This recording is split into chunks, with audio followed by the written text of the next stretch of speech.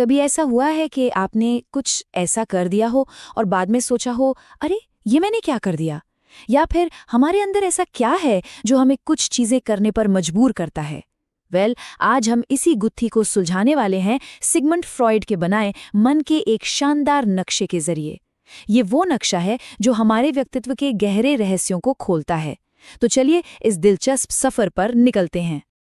तो इस सफर में हम क्या क्या देखने वाले हैं? सबसे पहले हम बात करेंगे मन के आइसबर्ग की, फिर हम मिलेंगे 3 आंतरिक शक्तियों से।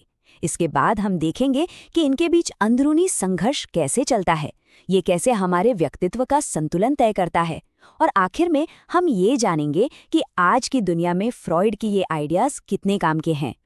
तो चलिए शुरू करते हैं हमारे पहले पड़ाव से, मन का आइसबर्ग। जरा सोचिए, हमारा जो दिमाग है वो एक बहुत बड़े आइसबर्ग जैसा है। इसका बस एक छोटा सा नन्हा सा हिस्सा ही हमें पानी के ऊपर दिखाई देता है। असली कहानी तो पानी के नीचे छिपी है। तो चलिए गोता लगाते हैं और देखते हैं कि नीचे क्या है। फ्रॉइड का यही मानना था कि हमारा दिमाग बिल्कुल एक आइसबर्ग है। जो कुछ भी हम सोचते हैं, महसूस करते हैं या जो भी हमारे काम हैं, ये सब तो बस उस आइसबर्ग का ऊपरी सिरा है। असली खेल, असली ड्रामा तो पानी के नीचे चल रहा है, हमारे अचेतन मन में, जहां हमारी वो गहरी इच्छाएं, वो डर, वो भूली बिसरी यादें, सब कुछ दफन है। और मजे की बात यह है कि हमें पता भी नहीं चलता, पर ये छिपी हुई चीजें हमारे हर फैसले पर असर डाल रही होती हैं।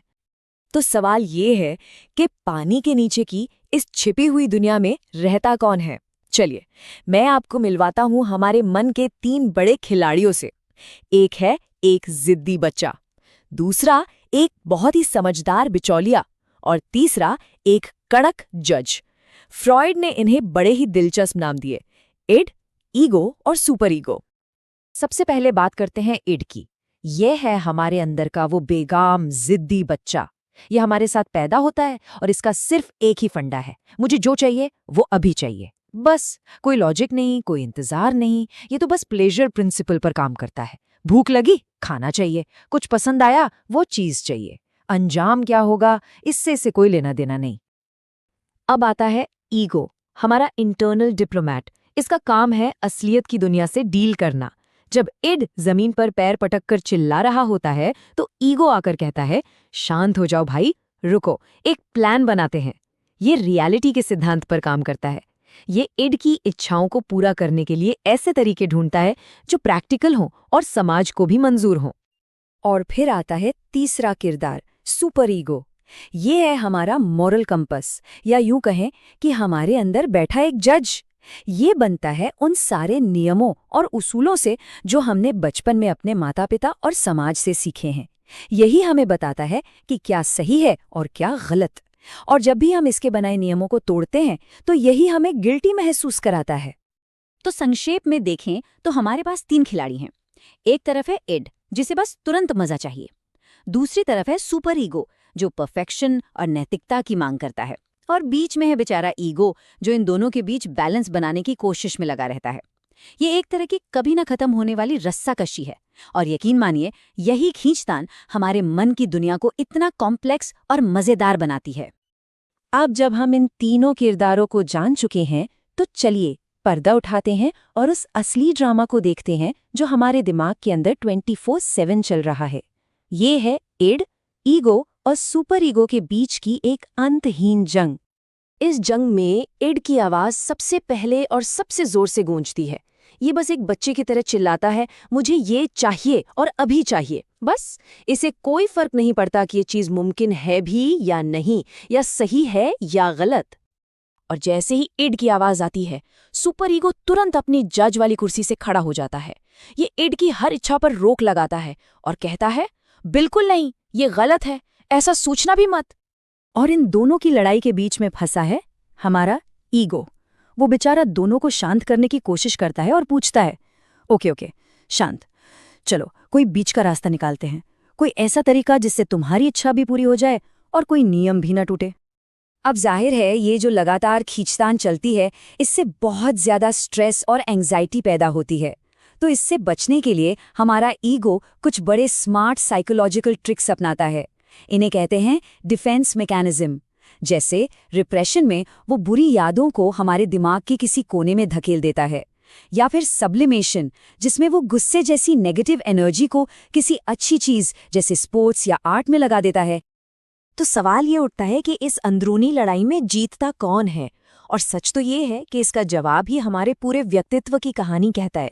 चलिए देखते हैं कि कैसे ये बैलेंस या इम्बैलेंस ये तय करता है कि हम असल में हैं कौन। सोचकर देखिए, अगर किसी का ईड हावी हो जाए तो वो इंसान कैसा होगा? बहुत ही इम्पल्सिव, जो बस अपने मन की करता है बिना कुछ सोचे समझे। अब सोचिए कि किसी पर सुपर ईगो हावी है। वो इंसान हमेशा खुद की आलोचना करता रहेगा, हर बात पर गिल्टी महसूस करेगा। एक हेल्दी पर्सनालिटी की असली पहचान है एक मजबूत ईगो, जो ईड की एनर्जी और सुपर ईगो के उसूलों के बीच एक बढ़िया बैलेंस बनाकर चलता है। अब आप शायद सोच रहे होंगे कि यार ये तो 100 साल पुरानी बातें हैं, आज की इस डिजिटल दुनिया में इसका क्या काम? जवाब है, पहले से कहीं ज्यादा। चलिए देखते हैं कि फ्राइड का ये मॉडल हमारी आज की मॉडर्न लाइफ के स्ट्रेस को समझने में हमारी कैसे मदद कर सकता है। आज की दुनिया तो हमारे इड और सुपर ईगो के लिए एक खुला मैदान है। हर तरफ एडवर्टाइजिंग है जो हमारे इड को उकसाती है, ये खरीद लो, अभी खरीद लो, तुम इसे डिजर्व करते हो। और दूसरी तरफ है सोशल मीडिया, जो दूसरों की परफेक्ट लाइफ दिखाकर हमारे सुपर ईगो को जगा देता है। हमें लगने लगता है कि हम तो कुछ भी नहीं हैं। और इन सब के बीच हमारा बेचारा ईगो ओवरटाइम काम कर रहा है, बस बैलेंस बनाने के लिए। तो सवाल ये है कि हम अपने ईगो को और मजबूत कैसे बना सकते हैं? इसकी शुरुआत होती है सेल्फ अवेयरनेस से। पहला कदम, अपने अंदर उठने वाली इच्छाओं को पहचानिए। ये आपका इड है जो बात कर रहा है। दूसरा कदम, अपने अंदर की उस आवाज को सुनिए जो हमेशा आपकी आलोचना करती है। ये आपका सुपर ईगो है। और तीसरा और सबसे जरूरी कदम, एक पल के लिए रुकिए, रिएक्ट करने से पहले सोचिए और फिर जानबूझकर एक ऐसा रास्ता चुनिए जो दोनों के बीच का हो। बस यही है एक मजबूत ईगो का काम। तो आखिर में सबसे जरूरी बात जो याद रखनी है वो ये है कि हमें इनमें से किसी को भी दबाना या खत्म नहीं करना है।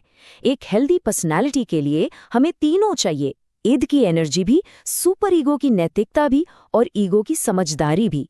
असल में ये इन तीनों के बीच का एक खूबसूरत डांस है जिसे एक मजबूत ईगो मैनेज करता है। और जाते जाते बस एक सवाल, अपनी जिंदगी में ड्राइविंग सीट पर कौन बैठा है? आपका इड, सुपर ईगो या फिर आपका ईगो? जरा सोचिएगा, क्योंकि इस सवाल का जवाब ही खुद को बेहतर समझने की तरफ पहला कदम है। अगर वीडियो पसंद आई हो तो फोकस ट्यूबर को सब्सक्राइब जरूर करें।